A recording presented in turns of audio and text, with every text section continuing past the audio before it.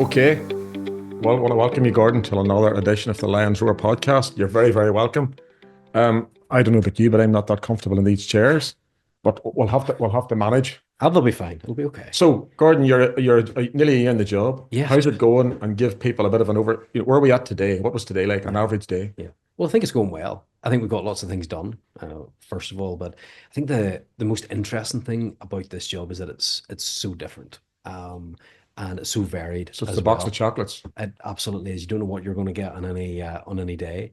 So this morning, first meeting was in relation to the welfare system and some of the changes that might be made there and how that'll impact Mhm. Northern Ireland. I've just come from Prony, Public Records Office, where I was at a Holocaust memorial event.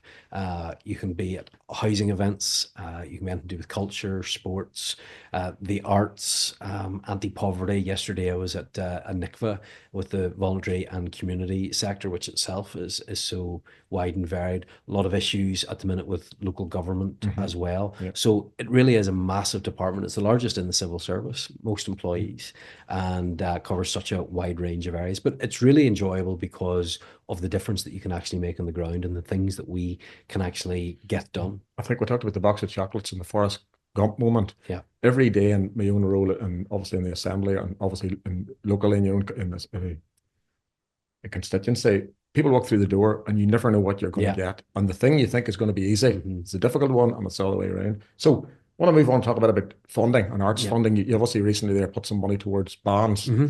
and Mid Ulster got, I think it was 11, 12 bands, whatever it was. Hmm. Excellent support for bands. What's your feeling on the ground from that and the benefits that's, Yeah. from your point of view as minister? Yeah. I know the benefit I get and the community benefit. What benefit do you get delivering it? Well, look, I was really pleased to be able to increase that £823,000. Everybody that applied was successful, and I think that's really important because it makes a difference Yeah, in it does. communities. You see that, and we're going to have over 4,500 people right across Northern Ireland that are going to benefit. These are people that wouldn't normally get involved Yeah. in the arts, might not have any other route into the arts. So that's really important. The number that are going to be impacted and the fact that it is spread right across Northern Ireland, because we do have a heavy concentration of arts funding in Belfast. And one of my goals as arts minister is to try and get that out into other Yeah. communities as well, and that we have the opportunity for more and more people to get involved and improve their talents. And especially with the bands, as you'll know, Mm. so many people get involved that otherwise wouldn't, Keith. I think Me that's living really in a rural important. constituency and obviously sort of post-COVID, you can see the benefit of bands. I have a couple of nephews in it, and they're from 10, 11 years of age. And Hmm. the older ones keeps an eye on them and brings them through the band and turn them into young men. Hmm. And I think it's very important because it's an avenue to keep young people together, teach them Hmm. skills, Hmm. but obviously teach them life skills. Teach them skills, teach them life Yeah, skills, great sense of family, yeah, great sense of community. And all of those things are important. That's why I'm so passionate about the arts and about sport. Those can help bring people together and teach them important skills and yeah. values. The importance of showing up and about dedication and having to come every week and have to keep going even when you don't want to sometimes. And the ability to demonstrate what you can actually achieve when you put the hard work in, as well as diverting people from some other activity that we might not want them to be involved in. So the point that I try to make with executive colleagues is that spend in the arts is actually investment Yeah, in Northern Ireland, investment in people. You see all the things we're talking about yeah, there. yeah. That is going to stop. Hopefully, money having to be spent elsewhere, the diversionary opportunities that you have then as well, and improving education, less hopefully reliance on the justice system, improving life skills, all of those things. So So, that's why I did it. I wanted to make an investment. so investment you've made. So where do you go forward with the next few years? What's your plan with additional investment for bands, etc., and that form of Yeah. arts in rural and urban? Yeah, well, that's what I want to do. I want to continue that Yeah, investment. There was extra this year, but the reason why I want to continue it is because when it comes to the arts, I want to make sure there's a benefit right across Northern Ireland, and I want to impact as many people as possible. The arts shouldn't be the preserve of a select group of people, and the funding shouldn't be the preserve of a select group. We want to make that as wide as possible, and that's what this funding has done, not just for bands, but for those individuals and those performance groups, yeah. professional and non-professional. And I'm really, really pleased to see how well it was received by so many people because it's going to make that difference. So you're coming up to your year in Hmm. office, your birthday, we'll call it. Yes. And we talked about your day, what today was. Hmm. Are you content with your year how it has been, and are you content that you've sort of delivered as best you could what you wanted to deliver in that year? Yes, yeah, absolutely. And look, there's no doubt about it. We're operating in a really, really tight budgetary environment. You know that. You Yeah. know how difficult it is. I came into office in the first year, I had to find savings of £119 million just to stand still. Like, none of that is easy. And you had to make some really, really difficult choices. Um, but when you're in that tight budgetary environment, you have to find new and innovative ways of doing things, new ways of getting things done. And I think that's what I have been able to do. I think one of the biggest challenges that I face is in housing, and we simply don't have enough supply in Northern Ireland. We don't have enough social homes. We don't have enough homes across all tenures. That drives up costs and really adds to the cost of living for people. And some people are just in horrendous situations in temporary accommodation as well. So yes, I'm seeking more resource. That's important. But we're looking at new ways, Yeah. and we found new ways. So one of the most underused sources of funding in Northern Ireland is financial transactions capital. And for those that wonder what on earth is that, it's essentially special government borrowing at a reduced rate that we can offer to third parties that can do something which lines up with government objectives. So I've used that in housing to acquire accommodation to help people move out of homelessness, extra money then so that people can build houses on receipt of this government borrowing, but at a reduced rate, at a reduced rent for those who need it. So those are some of the new and innovative and different things that we haven't done before, hasn't been tried before, but that I've got to do. So we've had some really good announcements around housing in particular. With the arts as well, I'm working with Scottish colleagues to look at the model that they have in place for how we can use philanthropy and how we can get more private sector investment in the arts. I'm really pleased in the Northern Ireland Football Fund as well. There's going to be the opening of applications for that soon. Very good, yeah. 2011, that was first announced. When I came into the Assembly in 2015, it was one of the first oral questions that I asked in the chamber when that money was released. And 10 years, essentially nothing has been done. That's now moving forward at pace. So we've been able to do lots, even in a constrained budgetary environment. I think that's really important. So we've talked about Northern Ireland, the important place it is. Obviously, we all live here. But I want to go across the pond. I want to go across the Atlantic Ocean now. Big day coming up for President Trump. You've had your year. President Trump's about to start his second term. What's your thoughts on the whole US election? And obviously the Middle East now, the changes that came there. So President Trump's, and we're going to talk about local connections to presidencies. President Trump coming into office again. What's your thoughts on that?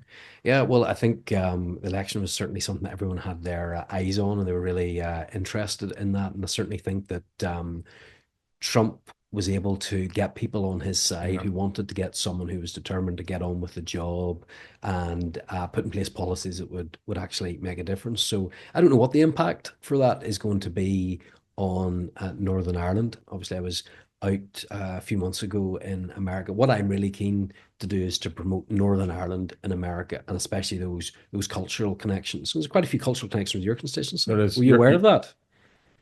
I was talking to a gentleman the other day. Well, Clausen was a gentleman, and he indicated a JD Vance connection in Coke. Right. And President Kennedy, whenever he was assassinated, the gentleman that was driving his vehicle on that day was from just outside Stewartstown. So we all know there's big connections. I think that's something we need to explore further. Big connection in Northern Ireland. So JD Vance has family connections? Yes, and Coke. To Coke. And family connections to Coke. And there's still Vances in and around that Coke area. Didn't know that. So we're going to have to do some research on that. Well, you need to get down to Coke. Well, I believe you were in Coke at the football club. Yes. That's correct. But we need to get you back down because there's more to it than just the football club. Will be There's more a than happy crossroads, to do and that. you just want one direction. There's three other directions you could go. Right. Okay. So yes, Are we bringing JD Vance to Coke? Is that the plan? well, we'll work on that. We'll find his family. We'll work on that, and I'll come back to you on that. I've got your number. Okay.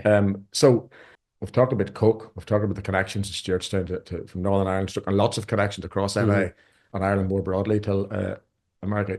You were at it recently.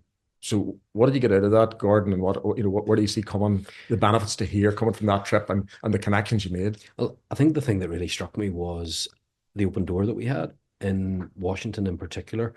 Met with the National Archives. Before you go to you didn't bump into any of my connections.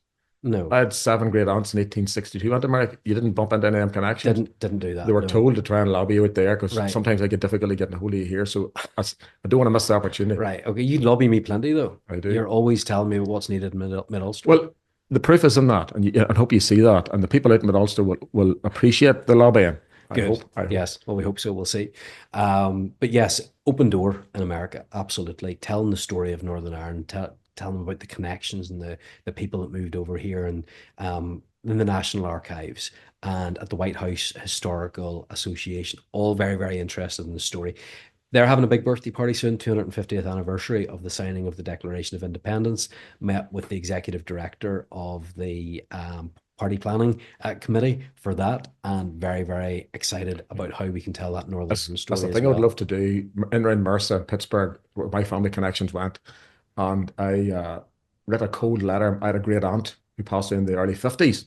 So I found this letter in my father's home, and I sent a cold letter to an address. And it was that lady, Sarah Buchanan's best friend's daughter, now lives in that house. And that opened the door to me to 7 great aunts that I never, well, I knew they were there, but it opened up a great connection in around that whole Mercer area. I'd love to go there and spend time, and explore with them people, exploring if they arrived there.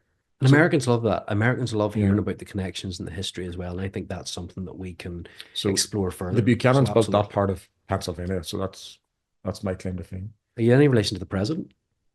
Don't think so, but I must just check out. No, I don't think so. That's up around Knocknatley, different Buchanan. Whenever we get off the boat at Larne, we only went so far. Then some of them went a wee bit further to the west, so we only stayed there. There you go. Right, Keith, I'm afraid we're going to have to wrap this up. I need to go, as I've said. Busy. So your day's not over yet. Oh no, day's not over. No, I'm heading to Ballybean next. With what's the plan our there? leader, Gavin Robinson. He's got a couple of groups that he is wanting me to meet, talk about some issues there. And again, that's just part of how varied the job is. Gordon, what if you stop this evening tonight? I know it never really stops. What do you do to wind down? What's your cool off period, and what do you do to cool off? I've started running. Would you believe that? Running to meetings or running? No, actual running. Trying to get the 5K time down. Do you do any running? No. Do you want to try it? No, I have a wee bit of an issue from Christmas there, and I need to deal with that first. That's how you deal with it. Yeah. Great.